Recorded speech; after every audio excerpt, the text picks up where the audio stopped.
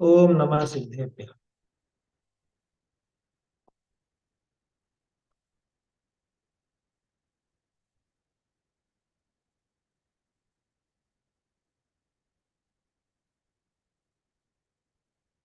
मंगलमय मंगल करण वीतराग विज्ञान नमो ताहि जाते भये अरहंतादि महा करि मंगल करि हो महाग्रंथ करण को काज जाते मिले समाज सब पावे निज पद राम। मोक्ष मार्ग प्रकाशक ग्रंथ पर अपनी चर्चा चल रही है। कल अपन ने पहला अधिकार पूर्ण किया और पहले अधिकार में अंत में जो खास बात थी, इस जीव का मुख्य कर्तव्य तो आगम ज्ञान। मुख्य कर्तव्य आगम ज्ञान बताया किसने? मोक्ष मार्ग प्रकाशक में टोडरमल जी ने बताया वैसा ही नहीं, उन्होंने तो हाईलाइट किया है उसको। वास्तव में तो कुंद कुंदाचार्य देव ने बताया। कुंद कुंदाचार्य देव प्रवचन सार जी में और जगह पर भी, और दूसरे आचार्य भी अपने अपने ग्रंथों में इस बात को बहुत बल देते हैं, बहुत जोर देते हैं इस बात पर, क्या कि जीव का मुख्य कर्तव्य तो शास्त्र अभ्यास। और कल अपन ने लगभग 15-16 स्थान ऐसे देखे मोक्षमा प्रकाशक में जहां पर तत्व निर्णय करने का, तत्व विचार करने का, शास्त्र अभ्यास करने का बहुत क्या कहें, मतलब बहुत ज्यादा उसका पक्ष लिया है और प्रेरणा दी है आचार्य कल्प टोडरमल जी ने। तो आगम का अभ्यास करना ये जीव का मुख्य कर्तव्य है ना। अब लेकिन प्रश्न खड़ा होता है, आगम के अभ्यास की भी कोई विधि है क्या? क्योंकि जब वो मुख्य कर्तव्य दे दिया तो मुख्य कर्तव्य को सही ढंग से करना ये भी तो अपनी जिम्मेदारी बन जाती है ना। मुख्य कर्तव्य को अगर सही ढंग से नहीं निभा पाए तो फिर गड़बड़ खड़ी हो जाएगी। हमारा मुख्य कर्तव्य आगम ज्ञान है, उसके आधार पर ही हमको समझ लीजिए मोक्ष मार्ग की प्राप्ति होगी। आगम ज्ञान के आधार पर ही मोक्ष जा सकेंगे, इतनी जब निश्चित बात है तो इसको हल्के में नहीं लेना चाहिए। और हल्के में नहीं लेना इसी वजह से हमारे जो टोडरमल जी ने 8वें अधिकार में उपदेश का स्वरूप दिखाया, इसीलिए सबसे पहले अपन उसको लें। क्योंकि दूसरे अधिकार में संसार की दशा, जीव की दशा और कैसे जीव के साथ कर्मों का संबंध बनता है, वो सारी बातें हैं। उसके अलावा भी आगे अपन सात तत्व आदि का वर्णन भी देखेंगे, सात तत्व में विपरीतता कैसी होती है वो भी देखेंगे। ये सारी बातें आगे आएंगी, लेकिन उनको भली भांति समझना ये हमारा दायित्व बन जाता है। क्योंकि इसमें किसी की भी गलती नहीं अगर हम गलत ग्रहण करें तो। क्या कुंद कुंदाचार्य देव की गलती है क्या अगर कोई समय सार पढ़ के स्वच्छंदी हो जाए? किसकी गलती? ये उस व्यक्ति की खुद की गलती है। इसलिए हम ये गलती ना करें। और मतलब हम तो हमारी बात कर रहे हैं, टोडरमल जी का उद्देश्य तो ये था कि कोई भी जीव ये गलती नहीं करे। आगम का अभ्यास जो जीव का मुख्य कर्तव्य बताया गया है, उसमें सभी जीव निष्णात हो जाएं, पारंगत हो जाएं, कहीं पर उलझे नहीं, अटके नहीं, और कहीं पर भी विपरीत ग्रहण नहीं करें, शास्त्रों को शस्त्र नहीं बना ले, मिथ्यात्व का पोषण ना कर ले में। इस अभिप्राय से टोडरमल जी ने 8वां अधिकार लिखा। और ये अधिकार ऐसे स्थल पर है जहां पे ग्रंथ प्रारंभ होने वाली थी। यूं समझो आप, टोडरमल जी की थीम बता देता हूं मैं पहले आपको, ये अपन चालू करें उसके पहले। पहले अधिकार में मंगलाचरण था। मंगलाचरण में जिनको नमस्कार किया उनकी पूज्यता का कारण भी दिखाया, उनको नमस्कार क्यों किया, उनसे हमारा क्या काम सिद्ध होता है ये भी दिखाया। उसके बाद फिर प्रेरणा दी कि भैया इनके जो उपदेश है, इनके उपदेश के आधार से ही हम हमारे कार्य की सिद्धि होगी। तो उचित शास्त्रों का अभ्यास करना, तो उचित शास्त्र कौन से हैं वो बात आई। उचित वक्ता से वो अभ्यास करना, उसके साथ होकर के ये बात भी आई। और उचित श्रोता होकर के शास्त्र का अभ्यास करना, ये बात भी आई। तो वहीं पे हिंट दे दी थी टोडरमल जी ने, तो मुख्य काम यही है आगम का अभ्यास। नहीं तो देखो आप, शास्त्र कैसे पढ़ना, मतलब कौन से शास्त्र पढ़ने लायक है। वक्ता कैसा होना चाहिए, श्रोता कैसा होना चाहिए, इस पर जब इतना जोर दिया जा रहा है, इसका मतलब आगम का अभ्यास, शास्त्राभ्यास को सबसे महत्व का काम टोडरमल जी मानते हैं। और आखिर में आकर के तो प्रेरणा दे ही थी उन्होंने। तो पहले अधिकार में ये बात थी, माने एक तरह से प्रस्तावना जैसी होगी।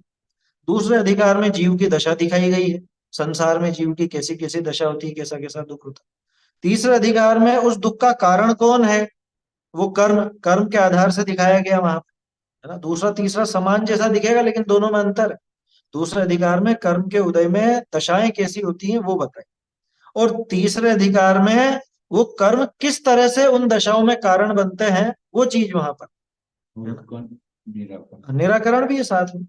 चौथे अधिकार में मिथ्या दर्शन, मिथ्या ज्ञान, मिथ्या चारित्र का अनादिकालीन से जो चला आया, अनादिकालीन मिथ्यात्व का, अनादिकालीन सात तत्व संबंधी भूल, ये चौथे अधिकार में दिखाई।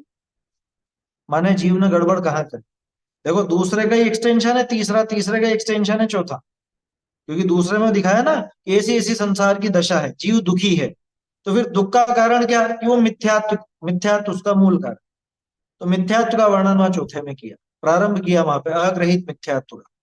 फिर उन्होंने कहा कि अग्रहित मिथ्यात्व अकेला नहीं, इसको बल प्रदान करने वाला है ग्रहित मिथ्यात्व। तो ग्रहित मिथ्यात्व के लिए टोडरमल जी ने पांचवा, छठा, सातवां तीनों अधिकार। पांचवें अधिकार में छह अनायतन रूप ग्रहित मिथ्यात्व की चर्चा है, जिसमें अन्य मतों का वर्णन। उसके बाद तीन मूर्ता रूप कुदेव, कुगुरु, कुधर्म, इनका स्वरूप का वर्णन किया छठे अधिकार में। और उसके बाद अब देखो, पांचवे में जो जीव थे, जो जीव मिथ्या दृष्टि पांचवे वाले हैं, पांचवे अधिकार वाले, वो हैं लगभग लगभग अन्यमति। छठे अधिकार में मिक्स हो गया, अन्यमति भी हो सकता है, जैन भी हो सकता है। और सातवां अधिकार तो स्पेशली है, क्या बोलते हैं, जैसे वो नाप लेकर के बनाया हो। अब जो जीव जैन है, जैनी मिथ्या दृष्टि हो, जैन कुल में आकर के भी, और जो ग्रहित मिथ्यात्व का सेवन करते हैं, जैनियों का ग्रहित मिथ्यात्व सातवें अधिकार में दिखा। तो इस तरह से मिथ्यात्व की चर्चा पूरी की कि ठीक है साहब, मिथ्यात्व के कारण जीव दुखी, और मिथ्यात्व ऐसा ऐसा, मिथ्यात्व हुआ क्यों, सातवें अधिकार ने पैदा किया आठवें अधिकार। क्यों, इस सातवें अधिकार में जो निश्चयाभासी, व्यवहाराभासी, उभयाभासी का कथन था, वो निश्चयाभासी, व्यवहाराभासी, उभयाभासी किससे बना, कि वो शास्त्रों को गलत ढंग से पढ़ करके बना। आया समझ में, शास्त्रों का अभ्यास सही ढंग से नहीं कर सका, इसलिए वो हाल हुआ, इसलिए वो दशा बिगड़ी। प्लस सम्यक दर्शन प्राप्त करना है तो शास्त्रों का अभ्यास किस ढंग से करना चाहिए, ये सारी बात बताने के लिए टोडरमल जी ने आठवां अधिकार लिखा। तो शास्त्र का अभ्यास कैसे किया, देखो हम लोगों को तो एक आग्रह ऐसा रहता है, पहले भी हमने ऐसे प्रयास किए, जैसे कभी कोई ग्रंथ छपे या कुछ भी इस तरह का हुआ, तो उसमें आठवां अधिकार तो देना ही देना, और पहले ही पढ़ाना, ये होना चाहिए। और पूरा नहीं कर सको तो कम से कम इतना करना, क्या, ये चरणानुयोग का ग्रंथ है तो चरणानुयोग वाली सारी बात ले लो, प्रथमानुयोग का ग्रंथ है तो प्रथमानुयोग की सारी बात ले लो, द्रव्यानुयोग का ग्रंथ है तो द्रव्यानुयोग के संबंध में जो जो भी बात आई है वो सब पहले पढ़, कोई भी ग्रंथ प्रारंभ करने के पहले ये नियम बना लीजिए। और वही विचार हम लोगों को आया कि पहला अधिकार अपना हो गया, दूसरे से अपन पूरा प्रकरण चालू होगा, तो उसमें किस तरह से किसी की अपेक्षाएं समझनी, क्या वर्णन आएगा, उसको एक बार अपन क्लियर कर लें। तो इसलिए आठवां अधिकार लिया। आप लोगों को, बहुत से लोगों को शायद अजीब लगा होगा कि दूसरे से सीधे, पहले से सीधे ही आठवें पे आ गए हैं। अपन एक भी चीज नहीं छोड़ रहे हैं, ध्यान रखना, अपन छोड़ नहीं रहे हैं, अपन उसको अच्छे से समझने के लिए आठवां अधिकार पढ़ रहे हैं पहले। और बाद में भी भाव होगा तो फिर पढ़ लेंगे, उसमें कोई दिक्कत थोड़ी ना, सातवां पूरा होगा तब फिर से पढ़ लेंगे भाई। लेकिन अभी तो पढ़ना ऐसा लगता है कि, और आप लोगों का भी मन हुआ तो ये चालू किया अपन ने, नहीं तो आप मना करते थे तो मैं तो दूसरा भी चालू कर दूंगा, मुझे दिक्कत नहीं। लेकिन इसमें लाभ होगा, आपको खुद को महसूस होगा। तो ये आठवां अधिकार इसलिए अपन यहाँ पे प्रारंभ करते हैं। नौवें अधिकार में सम्यक दर्शन की चर्चा, है ना। सातवें तक मिथ्यात्व की चर्चा, आठवें में उस मिथ्यात्व से कैसे बचें, किस तरह से ढंग से अभ्यास किया जाए, इसकी चर्चा। और नौवें में सम्यक दर्शन कैसे प्राप्त होता है, सम्यक दर्शन कैसा होता है, उस सब का वर्णन आता। अब वो वहां पे ग्रंथ अधूरा हो गया, ऐसा है। तो अभी आठवां अधिकार अपन प्रारंभ करते हैं, बोलिए। सर, जैसे टोडरमल जी साहब ने ये पांचवा अधिकार जो अन्य मतियों के निराकरण में जो लिखा था, अन्य मतियों के खंडन का लिखा ना, सर हम्म, वो अधिकार अगर हम पहले पढ़े तो क्या नुकसान है? वो पहले पढ़े तो देखो, उसमें भी कई चीजें अपेक्षा वाली आएंगी। और पहले पढ़े तो नुकसान, नुकसान तो खैर मोक्ष और प्रकाशक में तो ऐसा है कि कुछ भी पहले पढ़ लो नुकसान तो कहीं भी नहीं, है ना। लेकिन आठवां अधिकार विशेष, एक विशेषता और बताता हूं मैं आपको। आठवां अधिकार है ना, आठवें अधिकार की वजह से टोडरमल जी को आचार्य कल्प विशेषण दिया जाता है। आया समझ? सातवें की वजह से नहीं दिया जाता, आठवें की वजह से। आठवां पूरा मौलिक है। सातवें में निश्चयाभासी, व्यवहाराभासी, उभयाभासी को लोग बाग मौलिक समझते हैं, वो मौलिक नहीं है। मौलिक का मतलब विश्लेषण तो मौलिक है, लेकिन वो आचार्यों के ग्रंथों में मिलता है। और ये जो आठवां है, अभ्यास की विधि, अभ्यास कैसे किया जाए, ये आपको कहीं पे भी नहीं मिलेगा। टोडरमल जी के पहले कहीं पर भी नहीं मिले। तो कोई नई बात नहीं बताई, किस ढंग से पढ़ना, उन्होंने एक दृष्टि प्रदान की। हाँ, उपदेश का स्वरूप, इसीलिए बहुत सही हेडिंग दी गई है इसकी, कि टोडरमल जी ने नाम नहीं दिया इसको, ये तो बाद में संपादकों ने नाम दिया उपदेश का स्वरूप। अब आपका कहना जैसे कि पांचवा अधिकार अपन पहले पढ़े, पांचवा पहले पढ़ सकते हैं, पढ़ने में दिक्कत नहीं है, लेकिन पांचवा उस क्रम में है, किस क्रम में? मिथ्यात्व कैसे कैसे फैलता है। चौथे अधिकार में मिथ्यात्व का वर्णन आया है ना, सात तत्व का, वो अग्रहित मिथ्यात्व का ना। आपने उसको ध्यान से सुना नहीं शायद, मैंने यूं बोला कि चौथे अधिकार में अग्रहित मिथ्यात्व का वर्णन, और फिर ग्रहित मिथ्यात्व का वर्णन उन्होंने पांचवे से प्रारंभ किया। पांचवा, छठा, सातवां, ये तीनों ग्रहित मिथ्यात्व के वर्णन।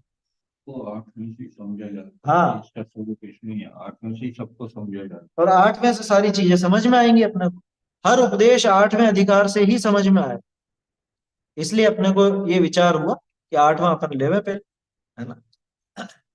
और इसमें भी मतलब अगर किसी को कोई ऐसा हो विशेष, तो अपन भले दूसरा भी चालू कर सकते हैं, मुझे दिक्कत नहीं। मैंने आपको ये विचार रखा था, ये विचार इसीलिए कि ये आप पढ़ के आपको खुद को महसूस होगा कि इससे अपनी दृष्टि थोड़ी बदली है, थोड़ा वो समझने की बुद्धि विकसित हुई है विशेष, क्या। क्योंकि वो बताएंगे कि शास्त्रों में किस किस तरह से लिखा जाता है, कैसा लिखा जाता है। मोक्ष मार्ग प्रकाशक में भी कर्णानुयोग की बातें भी आएंगी, सिद्धांतगत बातें भी आएंगी, समय सार के तरह तरह के प्रकरण भी आएंगे, मतलब अध्यात्म का खुलासा भी होगा। तो वो सारी बातें किस तरह से, कैसी अपेक्षा लगाना, कैसा समझना, ये बारीकी अपने को आठवें अधिकार से समझ में, है ना। इसलिए इसको लेते हैं। और एक और चीज है, यहाँ पे मंगलाचरण नहीं है, है ना। ये बहुत एक अजीब सी बात लगती है कि आठवें अधिकार में टोडरमल जी ने मंगलाचरण नहीं किया। बहुत से लोग यूं समझते थे, पहले किसी विद्वान ने ऐसा भी लिख दिया था कि वो सातवां ही, आठवां तो है ही नहीं, सातवां ही अधिकार। अरे भैया, स्पष्ट लिखा है उन्होंने, सातवां अधिकार समाप्त हुआ, है ना। सातवां तो नहीं लिखा, लेकिन अधिकार संपूर्ण भया, ऐसा अभी अपन देखेंगे, स्क्रीन पर आएगा आपके, तो दिखेगा वहां पर। क्योंकि अधिकारों के नंबर नहीं दिए थे। एक और चीज बता देता हूँ मैं आपको, टोडरमल जी ने अधिकारों के नंबर नहीं दिए थे अपने को। जो मैंने आपसे पहले कहा ना कि 55 पत्र तक तो फेयर मिलता है, थोड़ा थोड़ा, माने वो प्रतिलिपिकार का थोड़ा मिलता है, तो वहां तक तो आपको पहला, दूसरा, तीसरा ऐसा लिखा मिले। लेकिन जहां टोडरमल जी के हाथ की लिखाई, उन्होंने एक भी जगह नंबर नहीं दिया, खाली जगह छोड़ दी। क्योंकि हो सकता था कि वो आगे पीछे कुछ करते। और ये मुझे ऐसा लगता है कि आठवां अधिकार शायद पहले डाल देते। अभी अपन ये चालू करेंगे ना, आप देखोगे जहां पहला अधिकार समाप्त हुआ है उसी का आगे की बात लगती है। पहले अधिकार में आखिर में क्या बात पढ़ी अपन ने? इस जीव का मुख्य कर्तव्य तो आगम ज्ञान, है ना। शास्त्राभ्यास की प्रेरणा दी। अब उसके बाद ये उपदेश कैसा होता है, शास्त्राभ्यास कैसे किया जाता है, वही सारी बात आठवें अधिकार। तो कहने को सातवें के आगे ही है, और सातवें के उत्तर स्वरूप ही है एक तरह से। उत्तर स्वरूप क्यों कह रहा हूं? क्योंकि जो गलती निश्चयाभासी, व्यवहाराभासी, उभयाभासी ने की थी, वो गलती ना हो, इसलिए टोडरमल जी ने आठवें अधिकार की रचना। तो वो है तो सातवें का ही आगे का, लेकिन ये अपने को शुरू में अपन पढ़ ले में तो विशेष अपेक्षाएं, विशेष दृष्टि एक ख्याल में आती है। इसलिए अपन ये विचार करके आठवां अधिकार प्रारंभ कर रहे हैं यहाँ पर। चलिए, तो बढ़ते हैं अपन आगे। स्क्रीन पर आपको दिखेगा ये।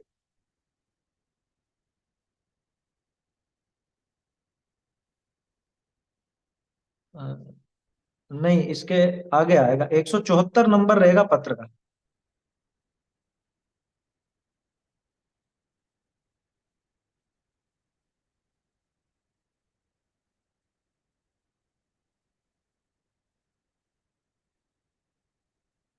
अब देखिए, पहले आपको साफ सुथरे पेज दिखते थे ना, अब यहाँ पे काटा पीटी बहुत नजर आए।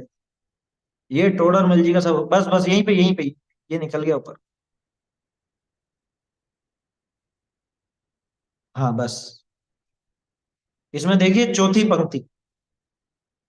पंक्ति आप पढ़ेंगे, इति मोक्ष मार्ग प्रकाश नाम शास्त्र विषय जैन मत वाले मिथ्या दृष्टि निका निरूपण जामे भया ऐसा अधिकार पूर्ण भया। नंबर नहीं दिया है ना, खाली जगह छोड़ रखी है। तो वो करते आगे पीछे कुछ ना कुछ करते, लेकिन अधूरा रह गया तो कर नहीं पाए।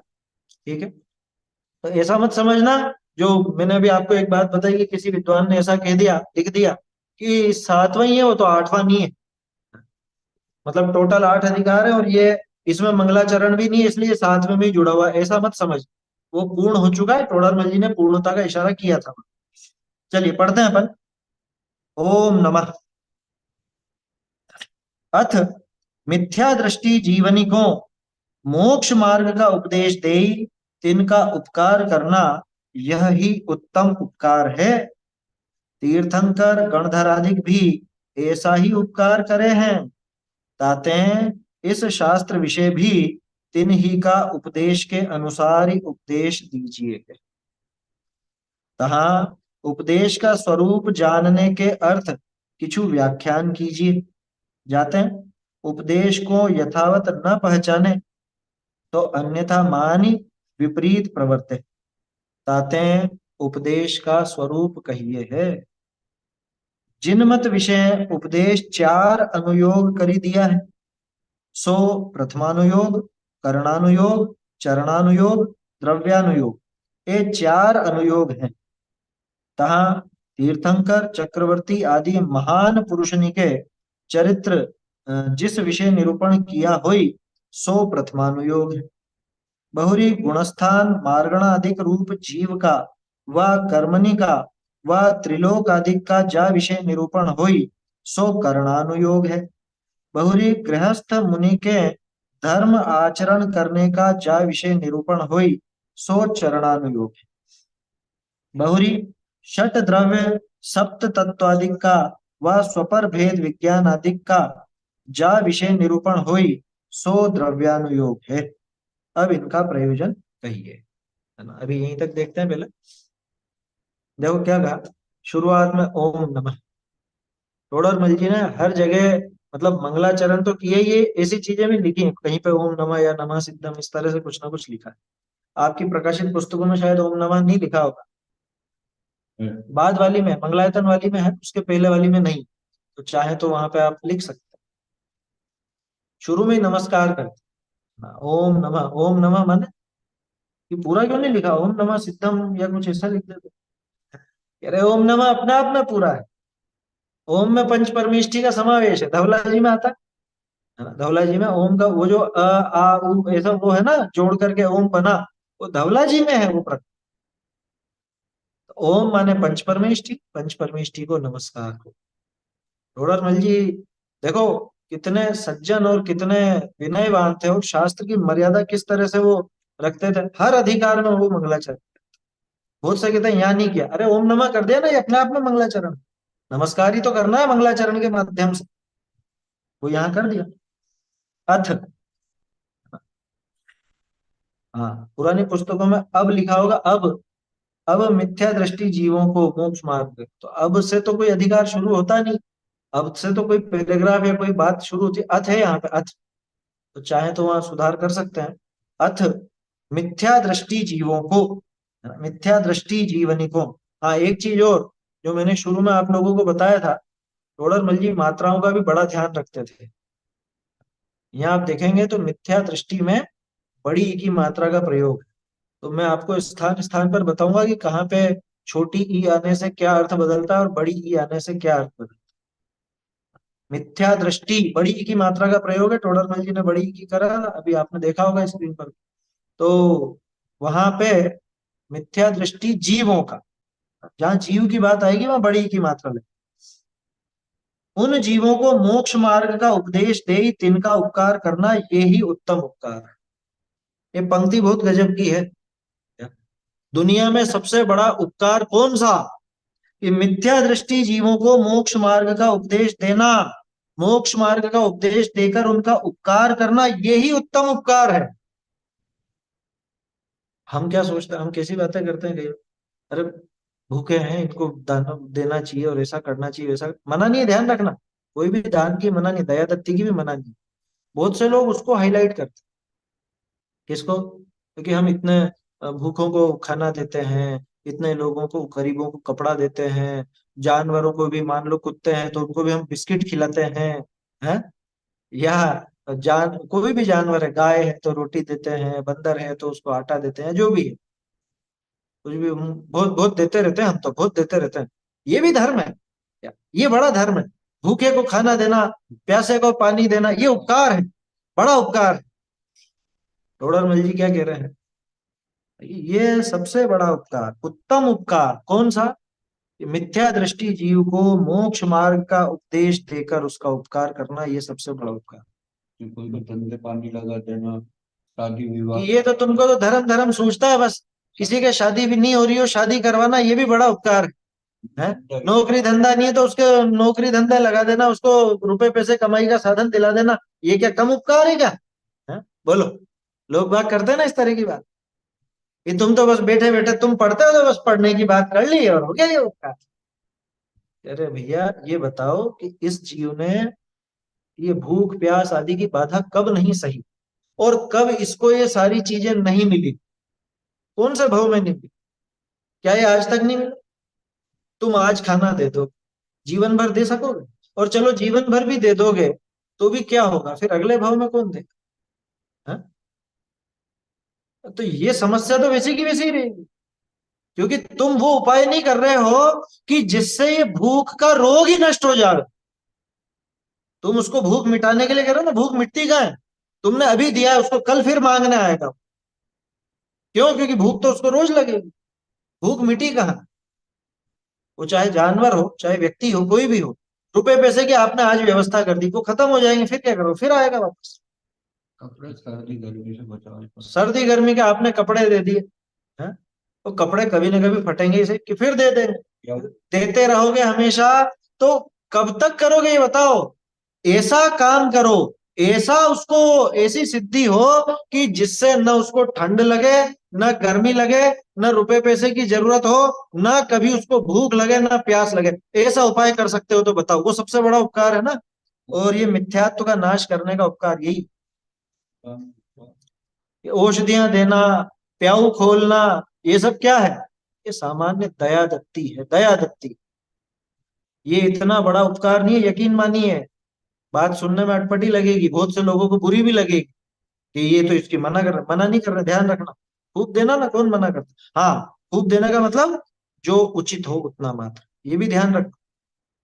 क्योंकि आप कहो कि हमको तो देना है, इनको तो बाजार से आप वो बिस्किट खरीदते हो और बिस्किट कुत्तों को खिलाते हो, रात को खिलाते हो, उस चीज की मना करें? हम नहीं कहेंगे कि वो दे। आप जैसा खाते हो मर्यादित वैसा खिलाओ ना, कौन मना करता? मर्यादा का आटे का खिलाओ, आपको जो खिलाना है, कौन मना करता? आया समझ में? करो, थोड़ी मेहनत तो करो। क्योंकि मुझे पता है ना, बहुत से लोग होते हैं बिस्कुट खुद नहीं खाते, घर पे कोई नहीं खाता, लेकिन कुत्तों को खिलाएं, रात में खिलाएं। भाई तुम तुम्हारे जवाई तक को नहीं खिलाते हो, तुम्हारे घर में नहीं आता है, रात को नहीं खाते हो, तुम दूसरे को ऐसा कैसे करो? तेरे बेचारे भूखे रहते हैं, कि इतनी दया है तो घर पे रोटियां बनवा लो ज्यादा। बहुत से लोग करते हैं, ये काम भी करते हैं। क्या? रोटियां बनवाते हैं इकट्ठी घर पे। पहले तो अखबार में पढ़ा था वो किनके लिए 100-200 रोटियां डेली की बनवा के लेके जाता था, घर पे बनवाता था, कुत्तों के लिए, जानवरों के लिए। करो ना, अपने मर्यादित जो भोजन करते हो वैसा कराओ, क्योंकि दान तो कायदे से वैसा ही होता है। फिर भी वो उत्तम दान नहीं, वो उत्तम उपकार नहीं है। क्यों? क्योंकि आपने भूख मिटाई ना उसकी, कितनी देर के लिए, कितनी देर के लिए मिटाई? क्योंकि वो जरा सी देर के लिए मिटी है, ज्यादा से ज्यादा एक दिन के लिए मिटी है। अगले दिन तो फिर लगनी है, तो प्राकृतिक व्यवस्था है शरीर की। तो वो उत्तम उपकार नहीं है। उत्तम उपकार वो होगा कि जिससे हमेशा हमेशा की भूख मिट जाए। वो कैसे होगा? कह रहे न रहेगा बांस, न बजेगी बांसुरी, कि शरीर ही ना रहे तो क्या मार डाले? अरे मार डाले उससे थोड़ा शरीर नहीं रहेगा। उसको मुक्ति का उपाय बताया जाए जिससे आगे फिर शरीर मिले ही नहीं, अगला भव ही नहीं हो। तो जब अगला भव नहीं होगा, शरीर नहीं मिलेगा, तो अपने आप ही भूख भी नहीं लगेगी, प्यास भी नहीं लगेगी, सर्दी गर्मी भी नहीं लगेगी। फिर वो आपके दान का मोहताज नहीं रहेगा। है समझ? जो आप एक करुणा दान करते हो, दया दत्ती करते हो, करना मना नहीं है, उसका ध्यान रखना, लेकिन मर्यादित, जिसमें पुण्य थोड़ा लगे आपको। और एक और बात कह देता हूं, उसमें पुण्य विशेष नहीं है, वो सामान्य दया दत्ती है, दया दत्ती मात्र का परिणाम ही है वो। क्या? निषेध नहीं है, ध्यान रखना, लेकिन उसकी असलियत समझ लो। क्यों? क्योंकि आपने परमानेंट इलाज कहाँ किया? वो भी करो, मना नहीं है। क्योंकि कोई कह सकता है अभी, भैया भूखे भजन नहीं होता। देखिए, हम भी नहीं कह रहे हैं कि भूखे भजन करो, तुम पहले उसकी ये भी मिटाओ, लेकिन उसको प्रेम से समझाओ, उसको कुछ ऐसा काम करो उसके लिए कि जिससे उसके भव भव सुधरे, जिससे उसके आने वाले भव सुधर जाए। भव क्या सुधर जाए? भव का अभाव हो जाए। क्या लिखा? जीवों को मोक्ष मार्ग का उपदेश देकर, कौन से जीवों को? मिथ्या दृष्टि जीवों को। और सम्यक दृष्टियों को, कि उनको तो मार्ग मिल चुका है, उनको भी दिया जाए, कोई मना नहीं। लेकिन उत्तम उपकार कौन सा है? किसी को रोटी देना, किसी को काम धंधे पर लगाना, किसी की शादी ब्याह कराना, किसी को पानी पिलाना, किसी को कुछ दे देना। क्या है उत्तम उपकार? उत्तम उपकार तो उसकी वो मान्यता जिससे बदल जाए, जिससे उसका ये दुख का जो क्या चल रहा है, ये दुख का चला आ रहा है क्रम, ये क्रम टूट जाए। हम्म? जीवों को मोक्ष मार्ग का उपदेश देकर उनका उपकार करना, ये ही उत्तम उपकार है। अब इसमें लॉजिक, आप करते हो इसलिए कह दी है कि खुद, मतलब आप करते हो का मतलब तुम लोग स्वाध्यायी हो, तो बस स्वाध्याय की बात कह दी, कि नहीं, ये नहीं है बात। भाई इसमें लॉजिक ये है कि उत्तम उपकार कौन कर रहा है, ये सोचो। हम जो करते हैं, हम जो दया दत्ती वश करते हैं, उसको उत्तम कहा जाए, या साक्षात तीर्थंकर जो काम करते हैं उसको उत्तम कहा जाए? उत्तम उपकार कौन करेगा? कि जो उत्तम करेंगे वो उपकार उत्तम होगा। जगत में उत्तम कितने हैं? जगत में चार, है ना? सबको मालूम है, तो छोटे छोटे बच्चे भी जानते हैं। अभी वो बच्चे बैठे हुए नहीं, नहीं तो बता देते क्या, छोटे बच्चे भी जानते हैं। चार उत्तम कौन कौन से? अरहंत भगवान उत्तम है, सिद्ध भगवान उत्तम है, साधु मुनिराज उत्तम है, और उनके द्वारा दिया गया धर्मोपदेश वो उत्तम है। केवली भगवान द्वारा बताया गया वीतराग धर्म। अब देखो क्या कह रहे हैं यहाँ पे, यही बता रहे हैं। ये उत्तम उपकार लिखा ना, ऐसे ही नहीं लिख दिया। मैंने कहा ना, आप टोडरमल जी के एक एक शब्द पर ध्यान देना। वो बिना बात कोई शब्द नहीं लिखते। उन्होंने पेज के पेज काटे हैं, अभी आपको दिखेंगे। अब काटा पीटी ज्यादा नजर आई थी ना अभी, अभी खूब नजर आए। टोडरमल जी बहुत विचार पूर्वक लिखते थे, एकदम निर्मम होकर के लिखते थे। उनको कोई फर्क नहीं पड़ता कि ये मैंने लिखा है तो मैं कैसे काटूं। अभी के लोग तो कोई एक सड़ी सी लाइन भी लिख देंगे तो सोचेंगे मैंने बहुत अच्छा लिखा है, उसको मिटाने का या उसको सुधारने का उपाय नहीं। टोडरमल जी बिल्कुल निर्मम थे, निर्मम लेखक स्वयं के लिए। अखियानी क्या? हाँ, अथ अथ अथ आया शुरू में। तो अथ लिखा जाता है जहां पे कोई प्रकरण प्रारंभ होता है ना, प्रकरण के प्रारंभ में अथ लिखा जाता है और प्रकरण की समाप्ति में इति लिखा जाता है। ये एक शास्त्र करने की पद्धति हुआ करती थी पहले। अब आजकल तो कोई लिखता नहीं अथ और इति। तो अथ, अब यहाँ पर मतलब ये नया प्रकरण चालू होता है क्या, कि मिथ्या दृष्टि जीवनी को मोक्ष मार्ग का उपदेश दे, तिनका उपकार करना, यह ही उत्तम उपकार है। जगत में इससे बड़ा कोई उपकार नहीं है। अरे, जिस मिथ्यात्व की वजह से वो जीव अनादिकाल से भटक रहा है, तमाम दुख उठा रहा है, उस दुख का नाश जिससे हो सके ऐसे मिथ्यात्व का अभाव करने वाला उपदेश देना, ये वो सबसे उत्तम उपकार नहीं होगा तो और क्या होगा। रोटी देने से हमेशा की भूख नहीं मिटती, पानी पिलाने से हमेशा की प्यास नहीं मिटती, पैसा देने से हमेशा का दारिद्र्य नहीं मिटता, क्या औषधि देने से हमेशा की बीमारी नहीं मिटती।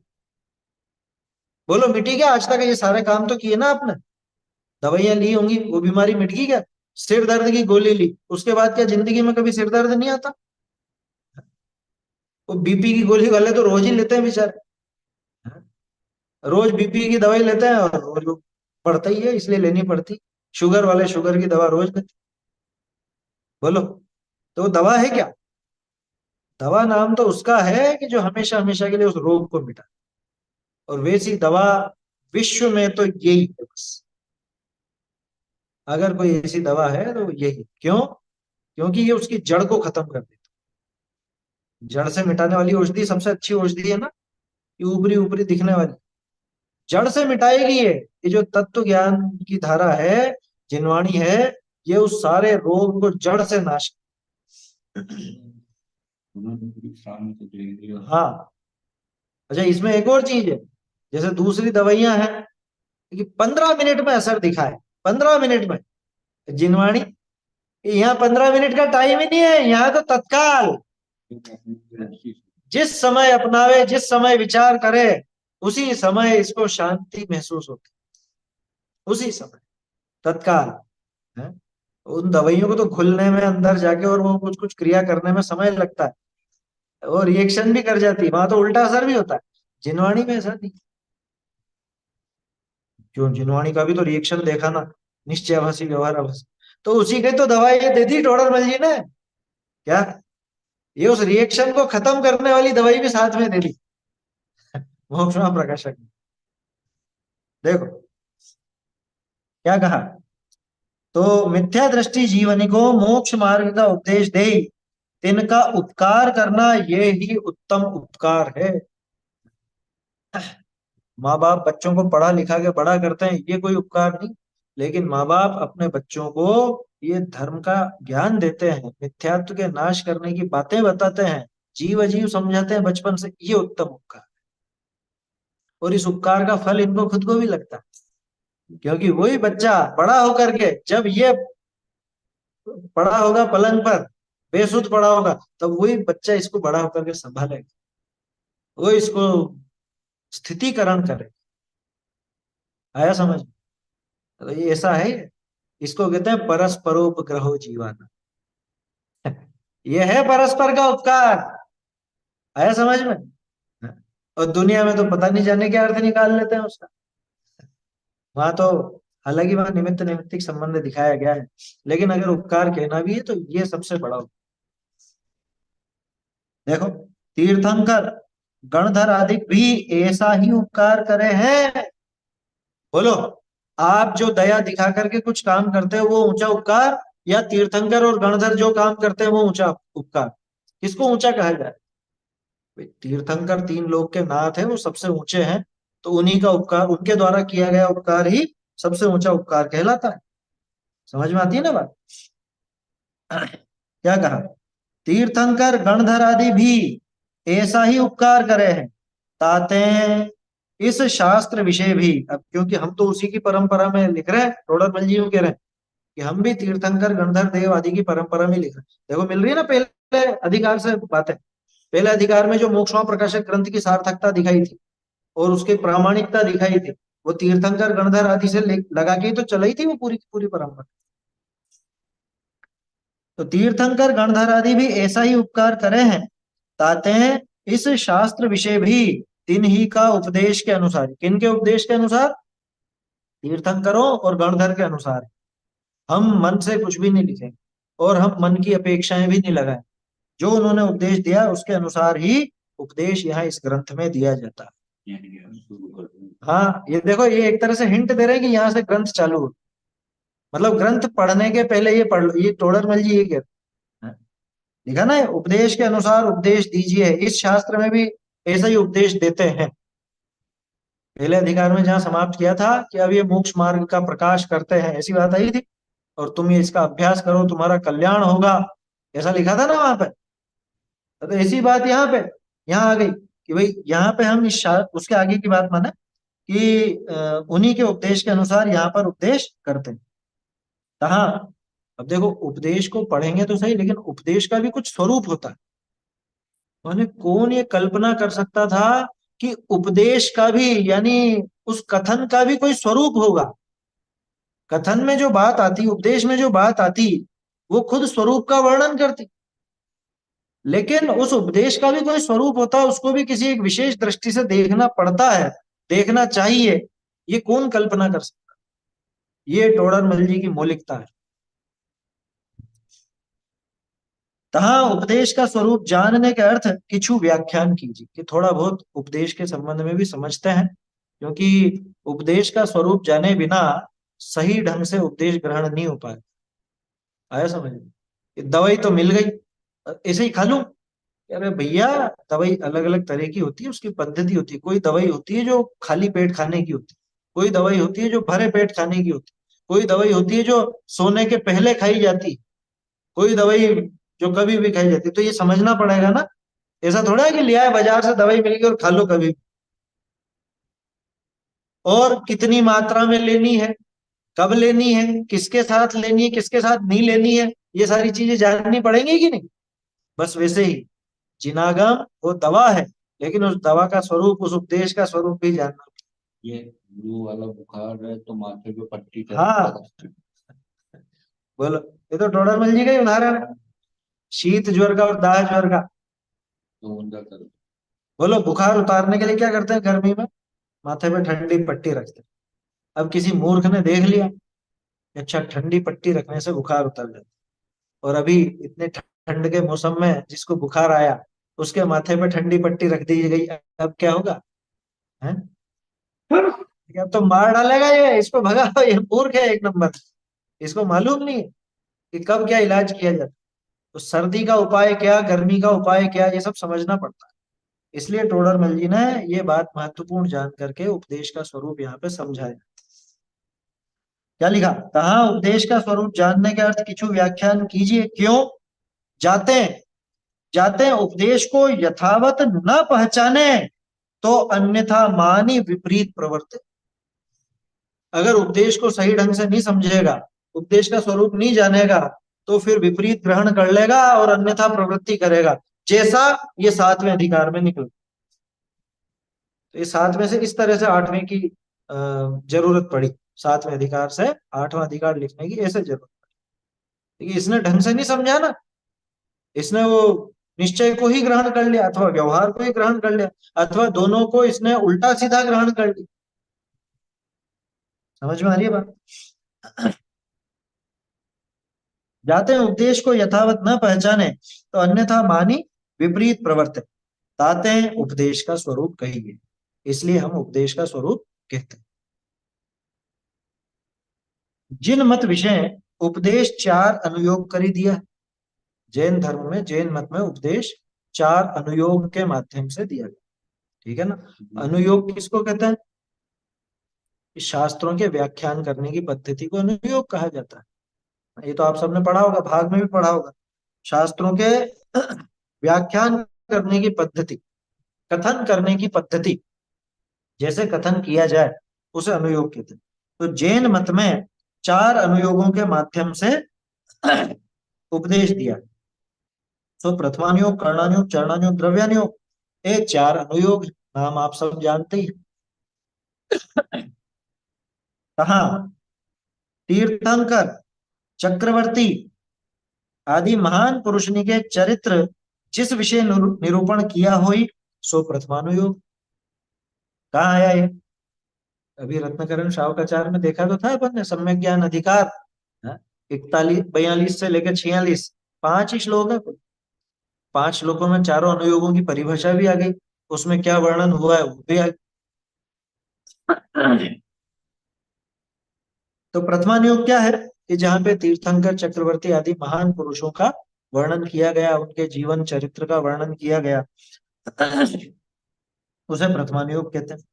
बहुरी गुणस्थान, मार्गणाधिक रूप जीव का, वह कर्मणि का, वह त्रिलोक आदिक का जा विषय निरूपण हुई, सो कर्णानुयोग है।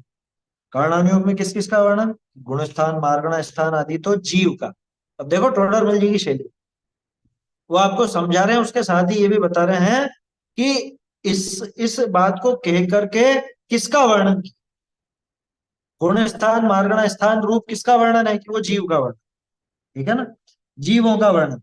दूसरा कर्मों का, कर्मों की व्याख्या भी आती है। ठीक है, तो एक तो जीव कांड हो गया, एक कर्म कांड हो गया। दोनों की क्या बोलते हैं वो, आ, दोनों का ट्रैक अलग अलग है। ये जीव की मुख्यता से कथन करता है, ये कर्म की मुख्यता से कथन करता है।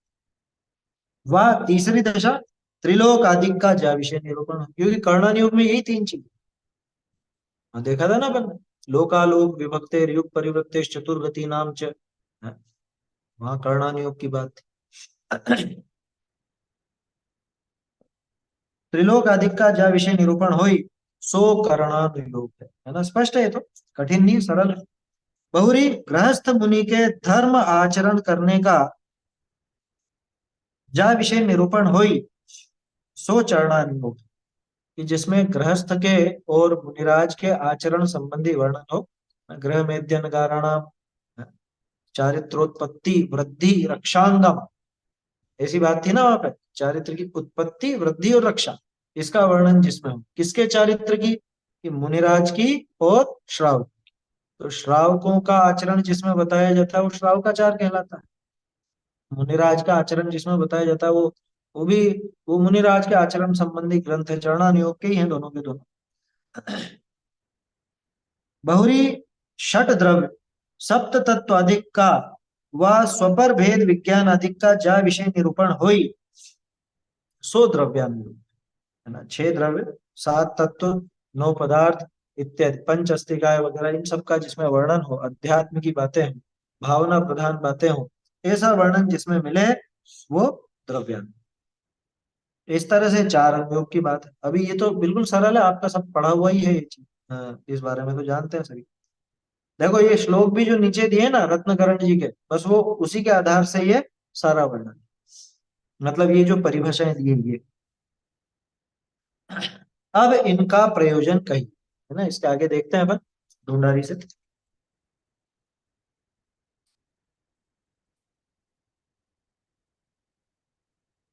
अब इनका प्रयोजन कही, सबसे पहले प्रथमानुयोग का प्रयोजन।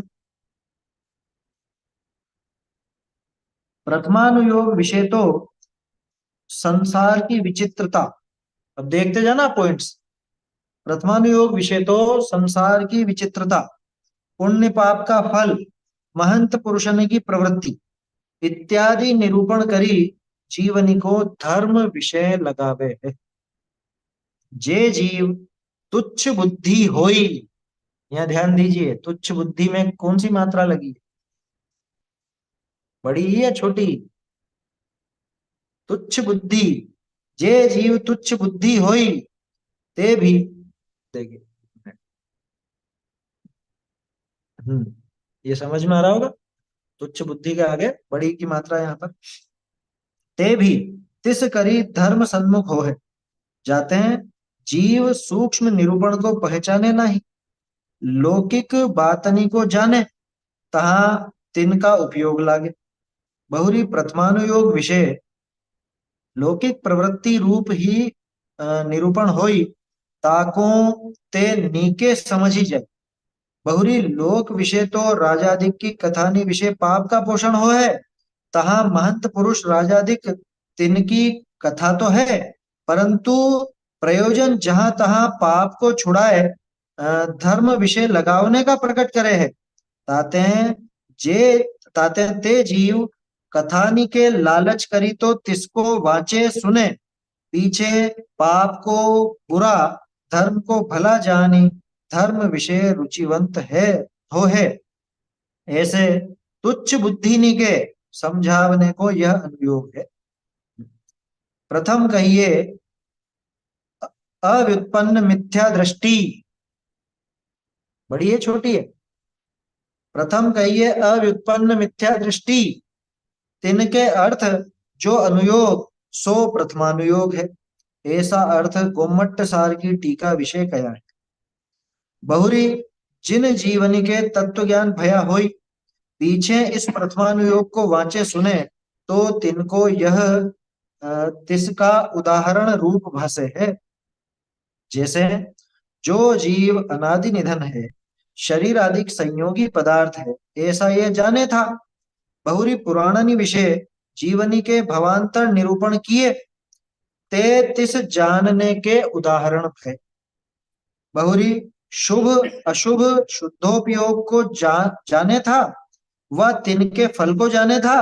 बहुरी पुराणनि विषय तिनि उपयोगनि की प्रवृत्ति और तिनका फल जीवनी के भया, सो निरूपण किया, सोई तिस जानने का उदाहरण भया।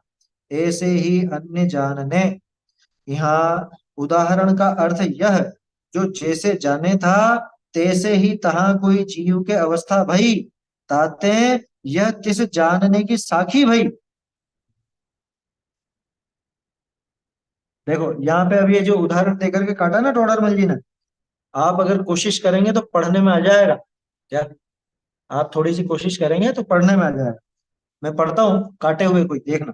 बहुरी जैसे कामी पुरुष अन्य कामी पुरुषनी की कथा सुनी अति कामासक्त हो है, तैसे यह यह श्रद्धानी धर्मात्मा अन्य धर्मात्मा पुरुषनी की कथा सुनी अति धर्म विषय आसक्त हुए, ऐसा लिखा था। लेकिन फिर उनको वो उदाहरण उचित नहीं लगा, तो उन्होंने उदाहरण काट दिया, दूसरा उदाहरण दिया। बहुरी जैसे कोई सुभट, मैंने कहा ना टोडरमल जी बहुत निर्मम लेखक थे, तो खुद की लाइन भी काटने में देर नहीं लगाते। बहुरी जैसे कोई सुभट है, सो सुभटनी की प्रशंसा और कायरनी की निंदा जा विषय होई, ऐसी कोई पुराण पुरुषनी की कथा सुनने करी सुभटपना विषय अति उत्साहवान हो है, तैसे धर्मात्मा है, सो धर्मात्मानी की प्रशंसा और पापीनी की निंदा जा विषय होई, ऐसी कोई पुराण पुरुषनी की कथा सुनने करी धर्म विषय अति उत्साहवान हो है। ऐसे ये प्रथमानुयोग का प्रयोजन जानना। ठीक है, ये इसकी रीडिंग अपन ने लगाई, इस पे चर्चा करते हैं। तो प्रथमानुयोग का प्रयोजन, सबसे पहले प्रयोजन दिखा रहे हैं आज टोडरमल जी। चारों अनुयोगों का प्रयोजन दिखाएंगे। प्रयोजन का क्या मतलब होता है पहले तो ये समझें। प्रयोजन माने इसका उद्देश्य क्या है, क्यों लिखा जा रहा है, किसके लिए लिखा जा रहा है, आया समझ में। क्यों लिखा गया उसका कारण होना चाहिए ना, भाई क्यों लिख दिया, कहानियां क्यों लिख दी, कि ऐसे ही मन हो रहा था लिखने का लिख दी, ऐसे नहीं। उसका प्रयोजन सार्थक होना चाहिए। समझ में ही बात, कि सुनने वाला पढ़ने वाला उस बात से क्या ग्रहण कर रहा है, ये उस प्रयोजन पर निर्भर करता है। देखिए देखते हैं। प्रथमानुयोग विषय तो संसार की विचित्रता, तीन बातें इसमें मुख्य रूप से आई। सबसे पहले तो ये समझ लेते, प्रथमानुयोग में आपको ज्यादातर क्या चीज दिखेगी, एक तो दिखेगी संसार की विचित्रता। याद कीजिए आपने जो जो भी कहानियां पढ़ रखी हो, थोड़ी बहुत कुछ ध्यान आएगी, कैसी विचित्रता है। जैसे 18 नातों की कथा, कैसी विचित्र है। या कैसी विचित्रता कि पिछले भाव में जो बिल्कुल इतने रागी थे, एक दूसरे के प्रति बहुत राग था, शुभ राग था, अगले भाव में वो ही बिल्कुल द्वेषी हो गए, भाई भाई का दुश्मन हो गया है। होता है ना ऐसा, कितने कितने प्रसंग अपन प्रथमानुयोग में देखते हैं। ये विचित्रता, संसार की विचित्रता। अभी इसमें जो कहानियां निकली थी रत्नकरण श्रावकाचार्य में, विचित्र नहीं थी क्या। ये सब संसार की विचित्रता ही तो दिखाती है ये बात। धर्म परीक्षा। हाँ, धर्म परीक्षा देखो आप, विचित्रता ही विचित्रता मिलेगी। तो उसकी तो सारी कहानियां गजब की हैं। क्या धर्म परीक्षा में छोटी छोटी कथाएं हैं, आप लोगों ने पढ़ी या नहीं पढ़ी, पढ़िएगा, वो बहुत काम की है। तो छोटे बच्चे भी पढ़ के उनको मजा आ जाए, ऐसी कहानियां हैं। मूर्खों की कहानियां तो ऐसी ही। देखो, तो सबसे पहली बात जो प्रथमान योग में देखने को मिलती है वो है संसार की विचित्रता। दूसरा, पुण्य पाप का फल। पुण्य का फल भी दिखाया जाता है, पाप का फल भी दिखाया जाता है। ऐसा कभी नहीं होगा कि आचार्य देव किसी बात का वर्णन करें कि इसने ऐसा ऐसा काम किया और फिर उसका फल नहीं, दिखा, ऐसा कभी नहीं होगा। फल भी दिखाते ही दिखाते हैं, ये पक्की बात है। अन्य दर्शनों में और हमारे दर्शन में क्या अंतर है, लौकिक कहानियों में और प्रथमा योग की कथाओं में क्या अंतर है, कि वहां पे कुछ किसी ने ऐसा कर दिया, किसी ने वैसा कर दिया, कहानी खत्म। कि नहीं, हमारे यहाँ तो बताते हैं इस कहानी का असर क्या हुआ, इस काम का असर क्या हुआ, ये जो इसने काम किया, इसने ये पुण्य किया था तो इसके फल में इसको क्या मिला, इसने जो पाप किया था इसके फल में क्या मिला, धर्म किया था इसके फल में क्या मिला। तो ये पुण्य पाप के फल की, मतलब पुण्य पाप का जो फल है वो भी उसमें दिखाया जाता है। और बहुत बताते हैं। हाँ, वो भाव बताने का कारण यही है, जो तरह तरह के भाव दिखाते हैं, वो भाव बताने, भावों का वर्णन का कारण क्या, ये दिखे कि पहले का किया हुआ पुण्य कैसा फला है, पहले का किया हुआ पाप कैसा फला है। आया समझ। तो वो संसार की विचित्रता, पुण्य पाप का फल, और तीसरा महंत पुरुषों की प्रवृत्ति। महंत पुरुष माने बड़े सेठ या राजा वाजा नहीं, महान लोग। महंत का अर्थ अपने यहाँ तो एक ही है, धर्मात्मा। आया समझ। जो उत्तम में शामिल हो जाते हैं वही महान है, हमारे यहाँ तो इसके अलावा कोई महान है ही नहीं। आया समझ, महान वैज्ञानिक, महान ये महान वो हमारे यहाँ नहीं है। हमारे तो जो उस धर्म को ग्रहण करे, रत्नत्रय से ही जीव महान बनता। न सम्यक तो समम किंचित त्रैकाल्य त्रिजगत्य। श्रेयो, श्रेय साथ में जुड़ेगा, फिर आगे अश्रेय तो मिथ्यात्व के साथ लगा। तो कहने का अर्थ यह है कि महान पुरुषों की प्रवृत्ति कैसी होती है, एक ये वर्णन होता है। मतलब प्रयोजन में देखो तीन बातें आ गई, है ना। क्या दिखाना चाह रहे हैं आचार्य, टोडरमल जी की शैली देखना आप, क्या दिखाया गया है ये भी बताएंगे, किसके लिए दिखाया गया है ये भी बताएंगे, और क्यों दिखाया गया है ये भी बताएंगे। तो अभी तो बात ये हुई कि क्या दिखाया गया प्रथमा में, कि पुण्य पाप का फल, संसार की विचित्रता, और महंत पुरुषों की प्रवृत्ति। माने महंत पुरुषों के जीवन में भी बहुत उतार चढ़ाव होते हैं, तो उनकी कैसी प्रवृत्ति होती है, उनका कैसा आचरण होता है, वो उससे किस तरह से घबराते हैं या हिम्मत रखते हैं, या कैसे उससे पार पाते हैं, क्या उनकी विचारधारा होती है, ये सारी बात उसमें बताई जाती है। अब क्यों दिखाया, इसी की अगली लाइन देखो, इत्यादि निरूपण करी जीवनी को धर्म विषय लगावे है। क्या, ये हर एक में आएगी बात, हर एक में चारों अनुयोगों का प्रयोजन देखोगे ना तो ये लाइन कॉमन मिलेगी आपको। देखो, ये कर्णानुयोग का प्रयोजन आपकी जो छपी हुई पुस्तक है उसमें देखो, पांचवी लाइन, पाप से विमुख होकर धर्म में लगते हैं, है ना बात। ऐसे चरणानुयोग में देखोगे वहां पे भी मिलेगी। ये चरणानुयोग वाला देखो, पहले पैराग्राफ की आखिरी लाइन, आपसे जैसा सदैव वैसे धर्म साधन में लगते हैं। ठीक है, द्रव्यानुयोग में भी वैसी बात आती है, जिससे उसकी प्रतीति हो जाए, ऐसा कथन किया। तो कहने का अर्थ यह है कि प्रत्येक अनुयोग में जो कथन किया गया, जो कुछ भी कथन किया गया, किस लिए, धर्म मार्ग में लगन। ठीक है, यहाँ पे आएगी ना बात है, इत्यादि निरूपण करी जीवनी को धर्म विषय लगावे है। इत्यादि निरूपण करके जीवों को धर्म में लगाते हैं।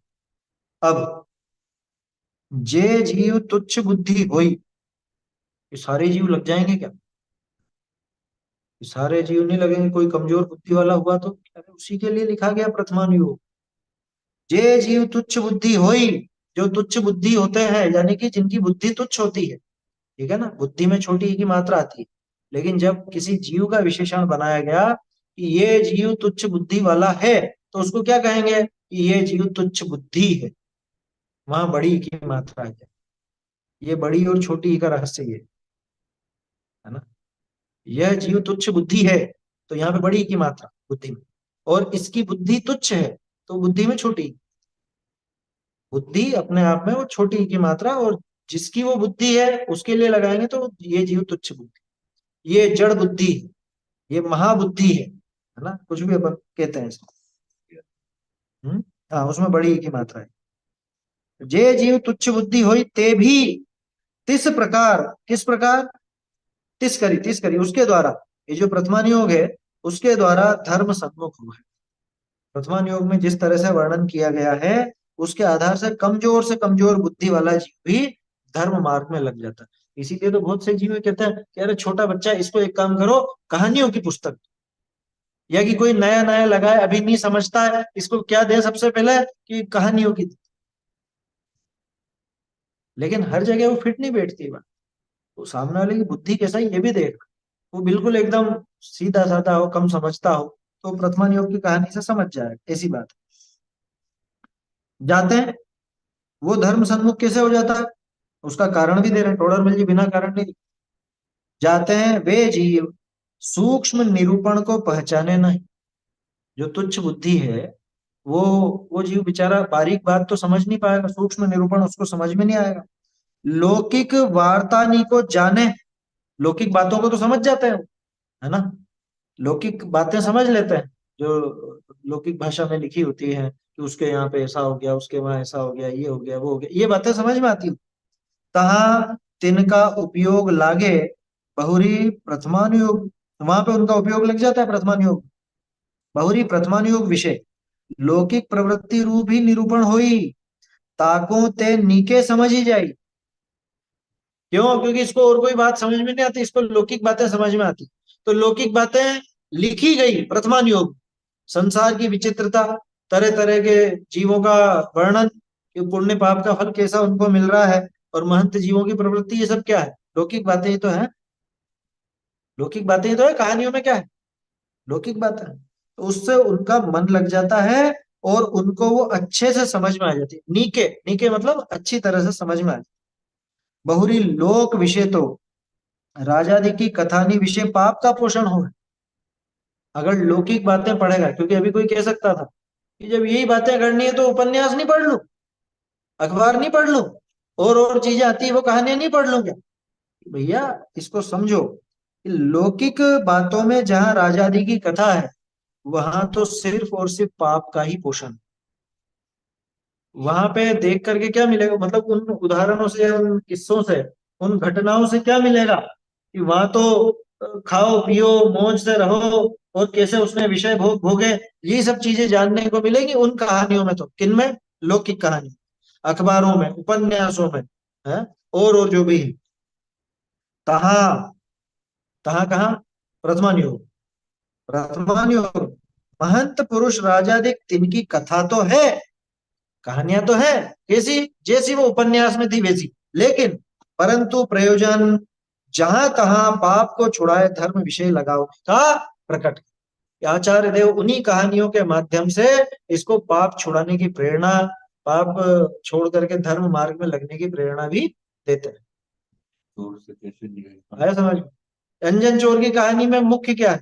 वो चोरी करता था, किस तरह से चोरी करता था, ये कि चोरी को छोड़ करके किस तरह से निरंजन बन गया। प्रयोजन किसका पोषण हुआ बताओ? पद्म पुराण में अपने 3 भाग छपे हैं पद्म पुराण के। रावण का वर्णन पहले भाग से लेकर आखिरी भाग तक पूरा, आखिर में आखिर तक तो नहीं है लेकिन आधे तक तो समझो। राम जी का वर्णन दूसरे भाग से चल, पहले भाग में तो राम जी हुए ही नहीं, मतलब तो उसमें वर्णन ही नहीं आया। अब बोलो रावण का पोषण किया गया या राम का पोषण किया? दिखेगा तो ऐसा कि वर्णन तो रावण का ज्यादा है, लेकिन पोषण किसका हुआ है? पोषण तो राम का ही हुआ है। समझ में आई बात? तो प्रयोजन जहां तहां, उन कहानियों के माध्यम से भी आचार्य देव का प्रयोजन जहां तहां पाप छुड़ा करके धर्म विषय लगाने का प्रकट करे। ताते ते जीव कथानी के लालच करी तो किसको बाँचे सुने। इनको तो लालच किसका? अरे कहानी सुनने को मिलेगी, कहानी सुनने को मिलेगी। जैसे मुझे ध्यान है, हम लोग जब छोटे थे तो हमारे यहाँ एक पुराना मंदिर है, 1200 साल पुराना मंदिर। वहां पे हर शुक्रवार को वो टॉफियां देते थे। और टॉफियां कैसे देते थे? कुछ ना कुछ वहां पे आरती या कुछ ऐसी वो कहानी वहानी सुनाते या कुछ करते और फिर टॉफियां देते। तो हम टॉफियों के लालच से वहां जाते, बचपन, छोटे थे, बहुत छोटे, तो वो चले जाते थे। और उनको कहानी सुनानी होती या कुछ आरती वगैरह करानी होती, वो करवा लेते। विपरीत ही होता था सारा काम। मैं वो उदाहरण नहीं दे रहा हूँ, खास बात यह है कि किस लालच से गया और क्या मिला। टॉफी के लालच से गया और कहानी मिली, ठीक है, या कहानी के लालच से आया और पाप छूटा। कहानी के लालच से पढ़ेगा, अरे कहानी है बहुत सुंदर कहानी, धर्म परीक्षा ऐसी है कि वो एक बार आप पढ़ना शुरू करोगे तो छोड़ोगे नहीं। पद्म पुराण आदि सब पुराण ऐसे ही है, ऐसी जोरदार जोरदार कहानियां हैं उनके बीच बीच, ऐसे प्रसंग है गजब। तो वो कहानियों के लालच से उनको बांचता सुनता है, पीछे पाप को बुरा, धर्म को भला जान के धर्म विषय रुचिवंत है, होता है। आया समझ? वो बाद में मतलब आया तो था कहानी सुनने, लेकिन कहानी के साथ अकेले कहानी नहीं लेके गया वो, तो कहानी के साथ ये बुद्धि लेकर के गया कि ऐसा पाप नहीं करना। तो बच्चे को आप कहानी सुना दोगे कि वो गुड्डू एक लड्डू को पाकर है, तो फिर उसके बाद क्या होगा कि जिद्दी नहीं करना, ये सीख गया वो। जिद्दी करेगा तो बिच्छू आ जाएगा, बिच्छू काट लेगा, ये उसके दिमाग में बैठ जाता। बस ऐसे ही यहाँ पे तो प्रथमान योग में भी ये शैली, कहानी सुना करके कथाओं के माध्यम से उसको पाप छुड़ा करके धर्म मार्ग में प्रवृत्ति कराई जाए, है ना। यहाँ तक अपनी चर्चा हुई, आगे इसको जारी रखेंगे अपन, प्रथमान योग का प्रयोजन कल देखेंगे, फिर कर्णन योग का प्रयोजन इसके आगे। चैतन्य का स्मरण प्रतिक्षण ही करो रे, भव के अनंत दुख को क्षण में हरो, अक्षय अनंत सौख्य निधान पाओ, गाओ परे इसी के गीत गाओ, निज निज गीत में बताए अनंत उपकार इसके